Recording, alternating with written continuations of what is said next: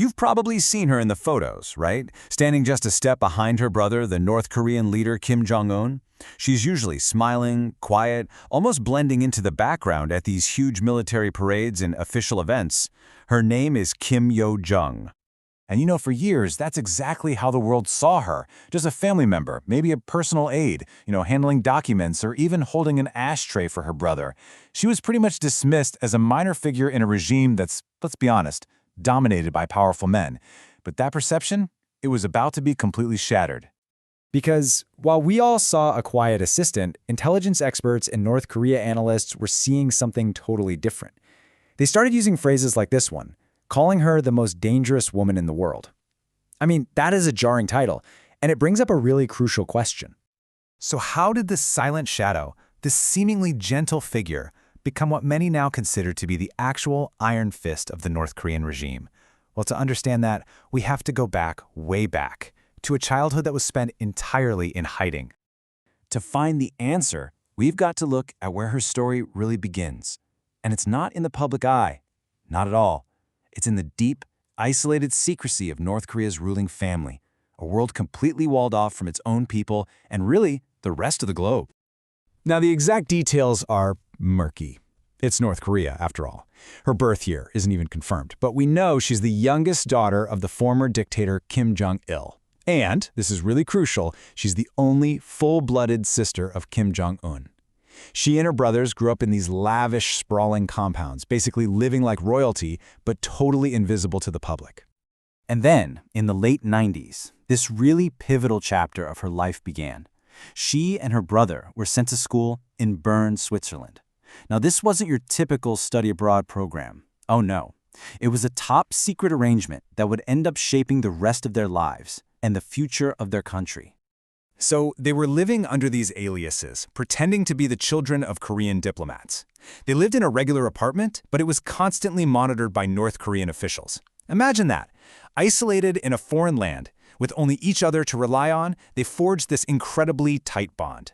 That shared secrecy, right there, became the bedrock of their absolute trust in one another. After coming back to North Korea in the early 2000s, Kim Yo-jong didn't just fade into the background. Nope. She began a really calculated, methodical climb through the ranks of the regime's most powerful and most essential department.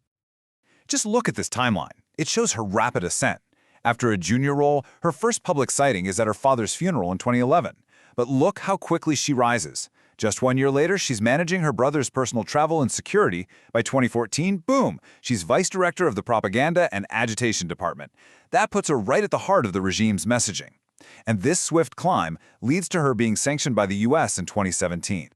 And her job wasn't just administrative. She became the master architect of her brother's public image. The goal was to build a cult of personality. We're talking an almost religious, godlike devotion from the public. And the strategy?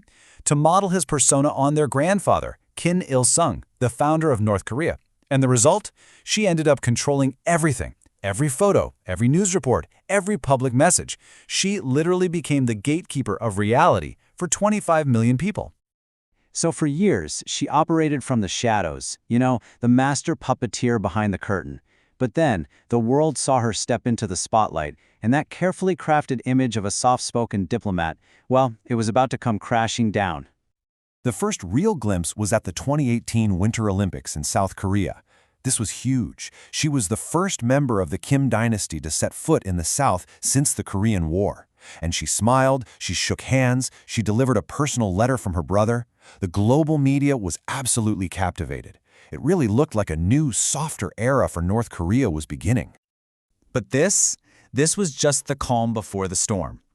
In April 2020, Kim Jong-un suddenly disappeared from public view for several weeks. Rumors were swirling everywhere that he was gravely ill or maybe even dead.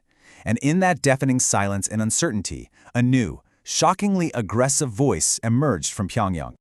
For the very first time, a statement was issued directly under her name, and it was anything but diplomatic.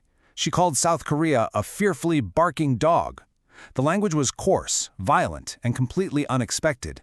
The mask was off. This was not a diplomat, this was an enforcer. And that was just the start. Her public statements have become known for their uniquely personal and vicious insults. She's called defectors human scum and filthy dogs. And in 2023, she dismissed the President of the United States as an old man with no future. I mean, this wasn't just political talk. It was a clear signal of her power and her absolute ruthlessness. Her words were very quickly backed up by action. In June 2020, she personally ordered the destruction of the Joint Liaison Office, a building that was a symbol of peace between North and South Korea. It was blown to smithereens. And beyond that, intelligence reports allege she was a key player in the execution of her own uncle and the assassination of her half-brother. It shows a pattern of absolute brutality to consolidate power. So this leads us to the situation today, where Kim Yo-jong is no longer just the sister or the propagandist. She occupies a position of immense power, leading many to believe she's being groomed for the top job. Now, while North Korea's power structure is famously opaque, experts all pretty much agree she is the country's de facto number 2. She's a member of the highest decision-making body and is involved in everything, from domestic policy to foreign affairs and even weapons development. So, what happens if Kim Jong-un, whose health is always a subject of speculation, were to die suddenly? Well, a high-ranking former diplomat who defected says the path is clear. Because Kim's own children are far too young to rule, the power would almost certainly transfer directly to her. To really put the threat she poses into context, let's just look at history for a second.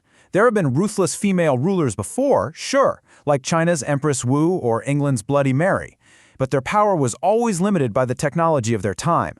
Kim Yo-jong operates in an era with two things they never, ever had: a nuclear arsenal at her command and the modern tools of total information control. And this is what makes her so dangerous. It isn't just that she's ruthless, or that she could be the next leader. It's that she could become the first female dictator of the nuclear age. She has proven to be just as brutal as the men in her family, and maybe even more strategic.